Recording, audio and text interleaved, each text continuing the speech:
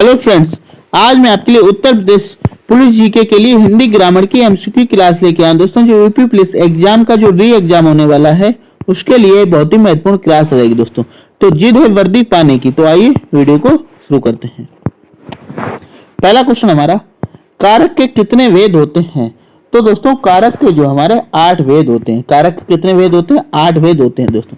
साथ ही दोस्तों, जो कारक का अन्य नाम है, एक कारक के एक अन्य नाम भी है जिसे हम परसर्ग भी कहते हैं। क्या कहते हैं? परसर्ग भी कहते हैं दोस्तों। अगर यहाँ पे पूछा जाता है कि परसर्ग के कितने वेद हैं, तब भी आप कितना 8 ही आंसर लगाएंगे, तो ऑप्शन बी हमारा राइट आंसर हो जाएगा। के लिए किस कारक का चिन्ह है? यानी जो के लिए है, ये किस कारक का चिन्ह होता है दोस्तों? तो ये संप्रदान कारक का चिन्ह होता है दोस्तों। किसका? संप्रदान कारक का होता है। यानी जहां पे कुछ देने की बात आए, कुछ दिया जाए या किसी के लिए कुछ किया जाए दोस्तों, तो वहां पर हमारा संप्रदान कारक होता है दोस्तों। कहां क्या होता है? संप्रदान कारक होता है। अपादान कारक क्या होता है दोस्तों? अलगाव में हमारा अपादान कारक, जहां पे कुछ अलगाव होता हो वहां पे क्या हो जाएगा? अपादान कारक हो दोस्तों। संबंध कारक किसी से संबंध हो, और कर्म यानी जहां पे कर्म की प्रधानता हो। नेक्स्ट, वृक्ष से पत्ते गिरते हैं, इस वाक्य में से किस प्रकार का चिन्ह है? यानी कोई वृक्ष है दोस्तों। क्या है? कोई हमारा क्या है? वृक्ष है दोस्तों। कोई वृक्ष है दोस्तों, और वृक्ष से क्या गिर रहे हैं? पत्ते गिर रहे हैं दोस्तों। क्या करते हैं? वृक्ष से क्या करते हैं? पत्ते गिर रहे हैं दोस्तों। क्या गिर रहे हैं? पत्ते गिर रहे हैं। तो इसमें जो है कौन सा कारक है दोस्तों? तो दोस्तों, जब वृक्ष से पत्ते गिरेंगे दोस्तों, क्या ये वृक्ष है, इससे नीचे जब पत्ते गिरेंगे तो पत्ते क्या हो जाएंगे? पेड़ से क्या हो जाएंगे? अलग हो जाएंगे। जब पेड़ से पत्ते अलग हो जाएंगे, यानी वृक्ष से पत्ते अलग हो जाएंगे, तो दोस्तों हमारा क्या होगा? अपादान कारक, यानी अलगाव होगा। तो हमारा क्या हो जाएगा? अपादान कारक राइट आंसर हो जाएगा। वृक्ष पर पक्षी बैठे हैं, इसमें क्या है दोस्तों? जो वृक्ष है दोस्तों, वृक्ष है दोस्तों, इस पे क्या बैठे हैं? पक्षी बैठे हैं दोस्तों। क्या बैठे हैं? इस पे पक्षी बैठे हैं। यानी वृक्ष पे हमारे क्या बैठे हैं? पक्षी बैठे हैं। तो जब वृक्ष पे पक्षी बैठे हैं दोस्तों, तो वहां पे हमारा अधिकरण कारक होगा दोस्तों। जब वाक्य में और पर आ जाए दोस्तों, क्या हो जाए? में और पर आ जाए दोस्तों, तो वहां पर हमारा अधिकरण कारक होता है। क्या होता है? अधिकरण कारक होता है। तो ऑप्शन सी हमारा राइट आंसर। वह घर से बाहर गया, वह कहां से गया? घर से बाहर गया। इस वाक्य में से कौन सा कारक है? यानी कोई व्यक्ति है दोस्तों, कोई व्यक्ति है दोस्तों, तो वह घर से कहां जा रहा है? बाहर जा रहा है दोस्तों। घर से कहां जा रहा है? बाहर जा रहा है। जब बाहर जा रहा है तो यहाँ पे क्या होगा? हमारा अपादान कारक हो जाएगा दोस्तों। क्या हो जाएगा? अपादान कारक हो जाएगा। तो ऑप्शन डी हमारा राइट आंसर।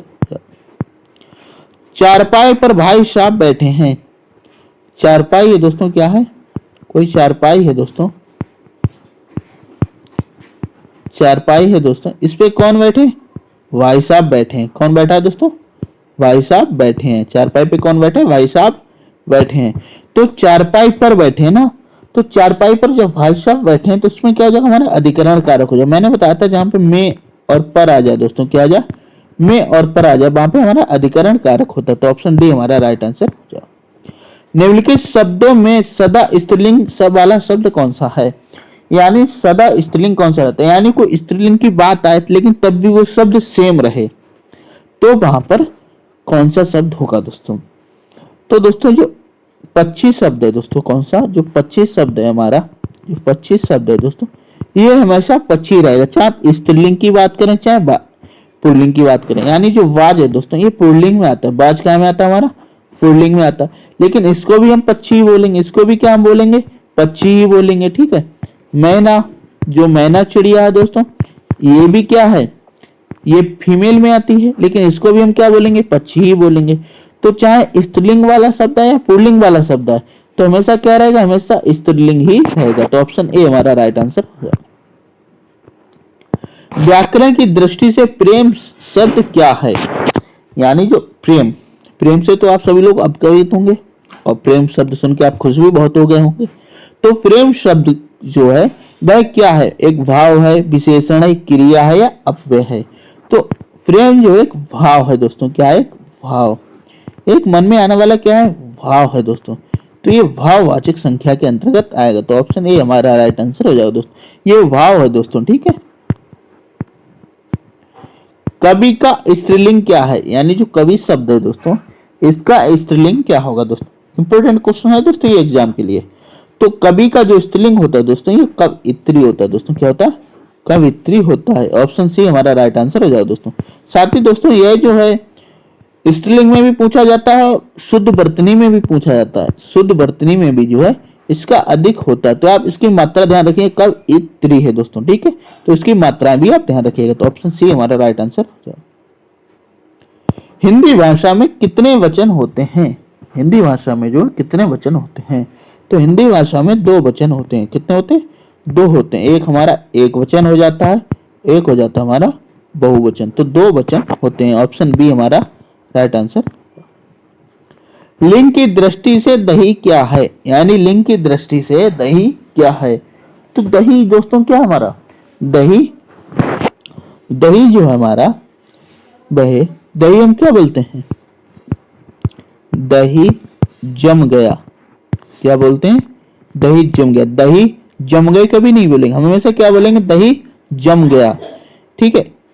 तो ये हमारा काम में आएगा, तो हमारा ये पुल्लिंग में आएगा दोस्तों। क्या पुल्लिंग क्यों आएगा, यहाँ पे गया है ना, यहाँ पे क्या है, गया। अगर यहाँ पे गई होता, दही जम गई, तो स्त्रीलिंग में आता। लेकिन यहाँ क्या, दही जम गया, हमेशा यही कहते हैं। तो ये हमारा क्या आएगा, पुल्लिंग के अंतर्गत आएगा दोस्तों। जब आपसे स्त्रीलिंग और पुल्लिंग की बात की जाए तो आप इसको बोल कर देखें कि किसके अंतर्गत जाता है। संज्ञा के स्थान पर प्रयुक्त होने वाले शब्द को क्या कहते हैं। तो दोस्तों संज्ञा के स्थान पर प्रयुक्त होने वाले शब्द को हम क्या कहते हैं, सर्वनाम कहते हैं। हमेशा शुरू से पढ़ा है, यानी संज्ञा के स्थान पर प्रयुक्त होने वाले शब्दों क्या कहते हैं, सर्वनाम कहते हैं। तो ऑप्शन ए हमारा राइट आंसर। मैं तुम हम वे। निम्नलिखित वाक्यों में किस वाक्य में सर्वनाम का अशुद्ध प्रयोग हुआ, किस वाक्य में जो सर्वनाम का अशुद्ध प्रयोग हुआ है। वह स्वयं यहाँ नहीं आना चाहती है, बिल्कुल सही। आपके आग्रह पर मैं दिल्ली जा सकता हूँ, बिल्कुल सही है। मैं तेरे को, जी नहीं, मैं तेरे को तो नहीं होगा। मैं तुमको एक घड़ी दूंगा, ठीक है, या मैं तुम्हें एक घड़ी दूंगा, तो ये तेरे नहीं होगा। तो ऑप्शन ये सी वाला हमारा गलत वाक्य हो जाएगा। मुझसे इस बैठक की सूचना नहीं है, तो ऑप्शन हमारा सी वाला राइट आंसर हो जाएगा। मुझसे किस प्रकार का सर्वनाम है, दोस्तों ये क्वेश्चन हमारे यूपी प्लस में आया था अभी। मुझसे जो है किस प्रकार का सर्वनाम है, तो मुझसे जो है उत्तम पुरुष का सर्वनाम है दोस्तों। कैसा है, मुझसे जो शब्द है दोस्तों ये उत्तम पुरुष सर्वनाम के अंतर्गत आता है। तो ऑप्शन ए हमारा राइट आंसर। सर्वनाम के कितने प्रकार हैं, सर्वनाम के कितने प्रकार हैं। तो सर्वनाम के 6 प्रकार हैं दोस्तों। Option c. सर्वनाम के कितने प्रकार हैं, 6 प्रकार है। तो ऑप्शन सी हमारा राइट आंसर हो जाएगा। निश्चयवाचक सर्वनाम कौन सा है, इनमें जो है निश्चयवाचक सर्वनाम कौन सा है। तो निश्चय माने क्या होता है दोस्तों, यह निश्चित हो कि यह क्या है। तो दोस्तों ऑप्शन डी हमारा, यह जो शब्द है निश्चयवाचक। कैसे, यह एक मेज है, यह एक मेज है। तो ये क्या निश्चय है कि यह मेज है, हमने कह दिया कि यह एक मेज है, तो यह एक मेज है, यानी हमारा निश्चयवाचक सर्वनाम हो जाता है। तो ऑप्शन डी हमारा राइट आंसर हो जाएगा। निम्न में अनिश्चयवाचक सर्वनाम कौन सा, यानी अनिश्चयवाचक सर्वनाम कौन सा है दोस्तों। तो इसमें जो अनिश्चयवाचक सर्वनाम है दोस्तों वह कोई हो जाएगा। शब्द को कौन सा, कोई, कोई, यानी हम कहेंगे कोई आदमी है। तो इसमें निश्चित होनी है कौन आदमी है, कोई भी हो सकता है ना। तो ये ऑप्शन सी जो कोई शब्द है दोस्तों ये अनिश्चयवाचक सर्वनाम के अंतर्गत आता है। यह घोड़ा अच्छा है, इस वाक्य में यह क्या है। तो दोस्तों यह घोड़ा अच्छा, यह जो एक सर्वनाम शब्द है दोस्तों, यह क्या है, सर्वनाम। यानी जो संज्ञा के स्थान पर प्रयुक्त होने वाले शब्द होते हैं वे क्या है, सर्वनाम कहलाते हैं। तो यह जो है संज्ञा के रूप में प्रयुक्त हुआ है, तो यह सर्वनाम शब्द है। निम्न में संबंध सर्वनाम कौन सा, इनमें से जो है कौन सा संबंध सर्वनाम है। यानी हम जब इस शब्द को लगाएं तो इसमें क्या हो जाएगा, संबंध प्रकट होगा। तो जो वह शब्द है दोस्तों, क्या वह, ये संबंध, जैसे वह मेरी किताब है, तो ये क्या हो रहा है, वह मेरी किताब है। तो ये क्या संबंध है, संबंध क्या है कि मेरी किताब है, किसकी, मेरी। तो वह शब्द क्या है, संबंध सर्वनाम के अंतर्गत आएगा। संज्ञा या सर्वनाम की विशेषता बतलाने वाले शब्दों को क्या कहते हैं? तो संज्ञा या सर्वनाम की विशेषता बतलाने वाले शब्दों को दोस्तों हम विशेषण कहते हैं। क्या कहते हैं? विशेषण कहा जाता है। तो ऑप्शन ए हमारा राइट आंसर। विशेषण कितने प्रकार के होते हैं? तो विशेषण जो है हमारे दोस्तों में 4 प्रकार के होते हैं। विशेषण कितने प्रकार के होते हैं? 4 प्रकार के होते हैं। Option b is the right answer. निम्नलिखित शब्दों में कौन सा शब्द विशेषण है? इनमें से कौन सा शब्द जो है विशेषण है दोस्तों? तो विशेषण क्या होता है? जो विशेषता होता है दोस्तों, ठीक है। तो वह आदमी सच्चा है। कैसा है? सच्चा है। तो सच्चा कौन है? आदमी है। तो ये आदमी क्या बता रहा है? विशेषता बता रहा है। क्या बता रहा है? विशेषता। जब कोई शब्द विशेषता होता है वह क्या कहलाता है? विशेषण कहलाता है। तो सच्चा क्या हो जाएगा? हमारा विशेषता हो जाएगा, ठीक है। शीतलता, नम्रता, मिठास, ये कोई विशेषता नहीं है दोस्तों।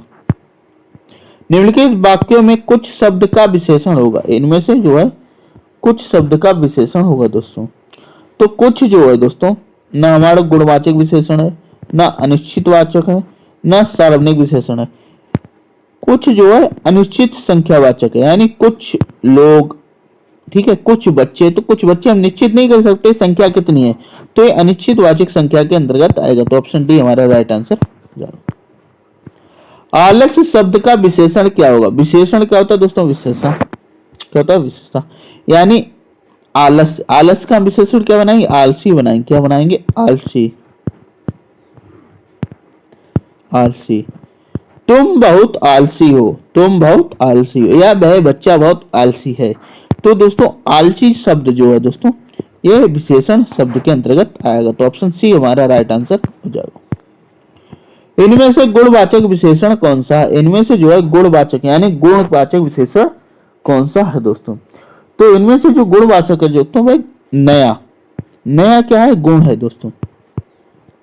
नया क्या है? गुणवाचक विशेषण है। Option b is the right answer. निम्नलिखित में कौन सा शब्द विशेषण है? इनमें से कौन सा शब्द जो हमारा विशेषण है दोस्तों? तो निपट। जो निपट है दोस्तों यह हमारा विशेषण शब्द के अंतर्गत आएगा। मानव शब्द से क्या विशेषण बनेगा? मानव शब्द से हम क्या विशेषण बनाएंगे? तो मानव शब्द से जो विशेषण बनाएंगे वह मानवीय। मानवीय गुणों वाला व्यक्ति। क्या बनाएंगे? मानवीय गुणों वाला व्यक्ति। तो व्यक्ति कैसा है? मानवीय गुणों वाला है। तो मानवीय क्या है? विशेषण शब्द है दोस्तों। तो ऑप्शन डी हमारा राइट आंसर हो जाएगा। उत्कर्ष का विशेषण क्या होगा? उत्कर्ष का विशेषण क्या होगा? तो उसका उत्कर्ष का विशेषण हम उत्कृष्ट बनाएंगे। क्या था? वह विद्यार्थी बहुत उत्कृष्ट है। कैसा है? उत्कृष्ट है। तो ये विशेषण हो गया दोस्तों। तो ऑप्शन सी हमारा राइट आंसर। आदर्श शब्द से विशेषण बनेगा। आदर्श से क्या विशेषण बनेगा? तो आदर्श से जो विशेषण बनेगा दोस्तों में आदरणीय। कहते हैं ना आदरणीय गुरुजी, आदरणीय प्रधानाचार्य। तो आदरणीय हमारा क्या विशेषण शब्द है। आदर्श शब्द से विशेषण बनेगा। आदर्श शब्द से अभी मैंने कराया था क्या? आदरणीय बनेगा दोस्तों। संस्कृति का विशेषण क्या होगा? तो संस्कृति का जो विशेषण होगा वो सांस्कृतिक हो जाएगा दोस्तों। क्या हो जाएगा? सांस्कृतिक जो है संस्कृति का विशेषण होगा। Option D is the right answer. पशु शब्द का विशेषण क्या है? पशु शब्द का विशेषण क्या होगा? तो पशु शब्द का जो पशु शब्द है इसका विशेषण दोस्तों पार्श्विक होगा दोस्तों। क्या होगा? पार्श्विक। Option A. पार्श्विक जो है दोस्तों पशु शब्द का विशेषण है। तो ऑप्शन ए हमारा राइट आंसर